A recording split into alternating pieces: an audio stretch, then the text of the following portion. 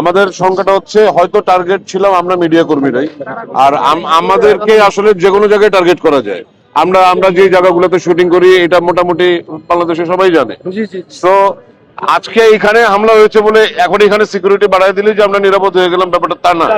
আমরা সারা বাংলাদেশে অরক্ষিত, এবং আর কিছু বলার নেই। আর কারা এটার সাথে জড়িত এইসব এইসব এত এত টেকনিক্যাল ইস্যুজ, আমি এখন এটা বলে দেখা যাবে যে আরো ক্ষোভটা হয়তো আমার উপর আরো খুব দ্রুত চলে আসবে। তো এটা জনগণ জানে, জনগণ বুঝতে পারছে যে কারা কাদের টার্গেট করছে।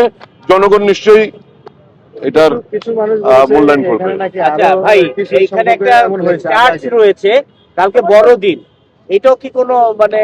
আমি বললাম তো তিনটা বিষয়, একটা হচ্ছে চার্চ, আরেকটা হচ্ছে মুক্তিযোদ্ধা সংসদ, আর একটা মিডিয়া কর্মী। তো তিনটার যে কোনো একটাই। আর অরক্ষিত আমরা মানে যেহেতু এখানে পড়েছে, আসলে আমরা তিন পক্ষ থেকেই বলতে পারি যে আমরা অরক্ষিত।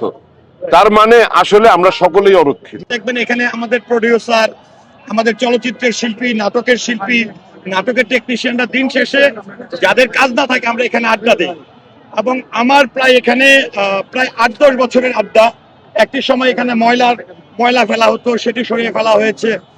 আমাদের অভিনয় শিল্পী সংঘ নির্বাচন বলি, চলচ্চিত্র শিল্পী সমিতি বলি, কিংবা প্রযোজক সমিতি নির্বাচন বলি, প্রত্যেকটা নির্বাচনের অনেক বড় প্রভাব কিন্তু এখানে পড়ে। এখানে কিন্তু সবাই আসে দিন শেষে সবাইকে পাওয়ার জন্য একটা জায়গা এটা। কিন্তু সবচেয়ে এর আগে একটি ঘটনা ঘটেছিল, ঠিক এর পাশে যে রেস্টুরেন্টটি আছে ওখানেও সেম এক সিকিউরিটির উপর থেকে বোম পড়েছিল। কিন্তু আমার একটা কথা হচ্ছে, এটা এত গুরুত্বপূর্ণ একটি জায়গা যেখানে এই ফ্লাইওভার গুলোতে অবশ্যই যদি ক্যান্টনমেন্ট এরিয়াতে ফ্লাইওভার যদি ব্লক করা থাকে, তাহলে এই ফ্লাইওভারে কেন ব্লক করা না? কারণ ঢাকা শহরে অনেকগুলো ফ্লাইওভার না, কিন্তু অল্প সংখ্যক ফ্লাইওভার। আর এটা আমরা বরাবরই শঙ্কিত ছিলাম, যেহেতু আমরা মিডিয়ার মানুষ, আড্ডা মারি। আজকেও আমি ঠিক যে জায়গায় ঘটনাটা ঘটেছে এই জায়গায় দাঁড়িয়ে আমি চা খাই প্রতিদিন।